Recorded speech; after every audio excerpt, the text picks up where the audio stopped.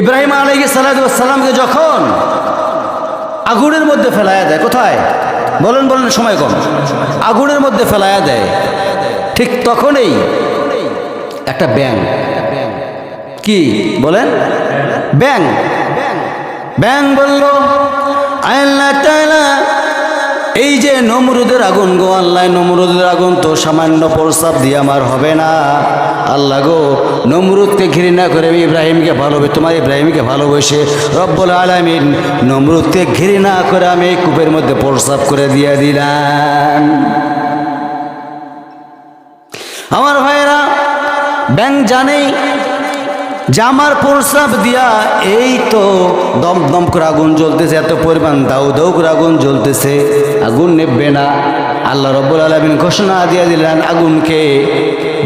ব্যাঙ প্রস্তাব করে দিয়েছিল ভাই, ব্যাঙ প্রস্তাব করে দিয়েছিল, আল্লাহ তাআলা আমার প্রস্তাব দিয়ে এই তো নমরুদের আগুন নেবে না গো আল্লাহ, আল্লাহ গো তোমার ইব্রাহিম খলিলের জন্য তুমি আল্লাহ রহমত নাজিল করে দাও, বলি সুবহানাল্লাহ।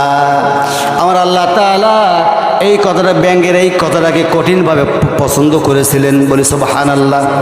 এত পরিমাণ পছন্দ করেছিলেন, এই জন্য কিন্তু বিনা অপরাধে, অপরাধ তো নাই, ওই বিনা অপরাধে ব্যাঙকে মারারও সরাসরি আল্লাহ রাব্বুল আলামিন হারাম করে দিয়েছেন। ব্যাঙ মারা হারাম, পিঁপড়া মারা হারাম, কবুতর মারা হারাম, কাংলাস নামের একটা প্রাণী সেটা মারা হারাম। কয়টা? ব্যাঙ, কবুতর, পিঁপড়া, কাংলাস, চারটে প্রাণী মারা হারাম। শুই না জানি, বলার সময় নেই, সময় দেখলে বলতে হবে, সময় তো নেই, ঠোকা মেরে দিচ্ছি। পিঁপড়া মারবেন না কেন? সুলাইমান নবী রাস্তা দিয়ে আসতেছেন, পিঁপড়া যিনি রাজা তিনি বলতেছেন, এই কে কোথায় গর্তের মধ্যে ঢুকা পড়। কেন? সুলাইমান নবীর দল বল সবাই পায়ের সাথে পৃষ্ঠ বয়ে তো মরে যাও। আল্লাহর পয়গম্বর সুলাইমান আলাইহিস সালাম আইসা পিঁপড়াকে হাতের তালুর মধ্যে নিলেন, নিয়ে কথা বললেন, ছেড়ে দিলেন, চলে গেল। সুবহানাল্লাহ। সেটাও আল্লাহ পছন্দ করছেন। কবুতর মারা যাবে না কেন? মুহাম্মদ সাল্লাল্লাহু আলাইহি ওয়াসাল্লাম যেদিন হিজরত করেন, দুইটা কবুতর কত দূর গেল আল্লাহ রসুল পিছনে পিছনে যায় আর চোখের পানি ফেলে, এই চোখের পানিটা আল্লাহ তাআলা কবুল করে নিয়েছিল। তাহলে ব্যাঙে যদি প্রস্রাব করতে পারে নমরুদকে ঘৃণা করে, আমরা কি ডোনাল্ড ট্রাম্পকে ঘৃণা করে প্রস্রাবও করে দিতে পারি না ভাই? থু নিক্ষেপ করতে পারি না আমরা? আমরা কি ব্যাঙের থেকেও নিকৃষ্ট হয়ে গেলাম বলেন? আমরা তো মানুষ, কথা বলেন না কেন? আমরা ব্যাঙের থেকেও নিকৃষ্ট হয়ে গেলাম। এর কারণটা হচ্ছে আমাদের ভিতরে ইমানই জজবা নেই। ইমান থাকলে ঠিকই আমরা তখন ডোনাল্ড ট্রাম্পকে ঘৃণা করতাম। এখন দেখি মনে করতেছি যে যদি আমরা ডোনাল্ড ট্রাম্পকে ঘৃণা করি, আমেরিকা ঘৃণা করি, ত্রাণ আসবে কোত্থেকে? রিজিকের মালিক কে? হ্যাঁ, আল্লাহ তো দেখে না, এখন দেখে আগের মতো, সব জায়গাতেই তিনি বিরাজমান, বলি সুবহানাল্লাহ। আমাদের মূল টার্গেট ইরানে মার খাচ্ছে নাকি? মার খাচ্ছে না, এখন মার দিচ্ছে। তাহলে পাল্টা জবাব আছে না নাই? আমি তো মনে করি সমস্ত মুসলিম রাষ্ট্রগুলো যদি একত্রিত হয়ে যায়, ওই রকম ডোনাল্ড ট্রাম্প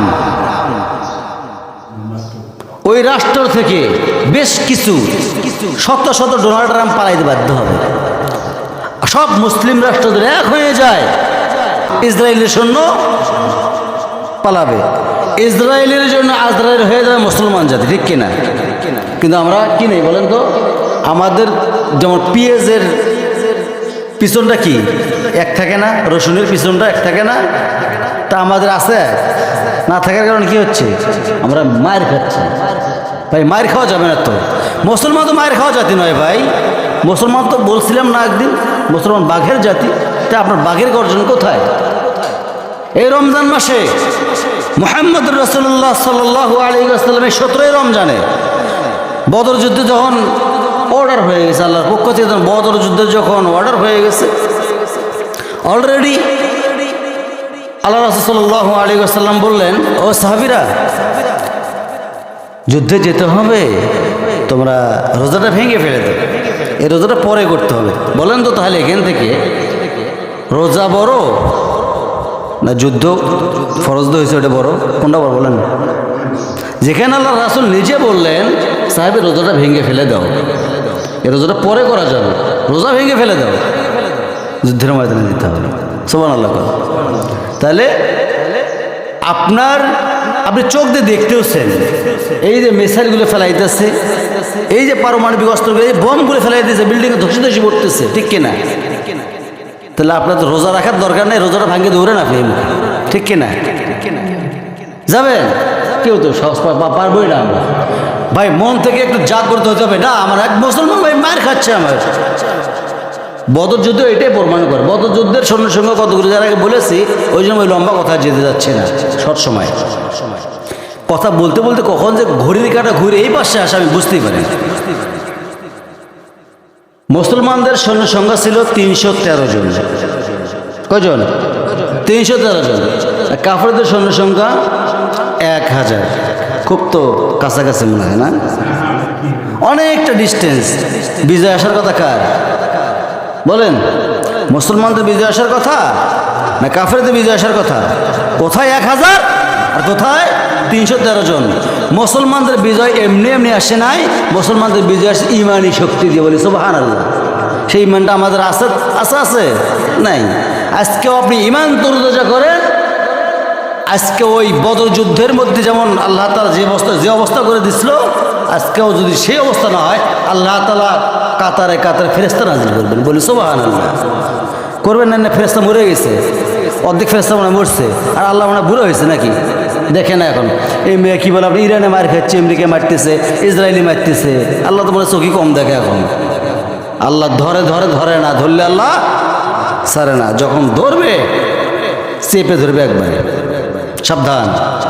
আমাদের প্রত্যেকটা মানুষের অন্তর থেকে ঘৃণা করা উচিত তাদেরকে।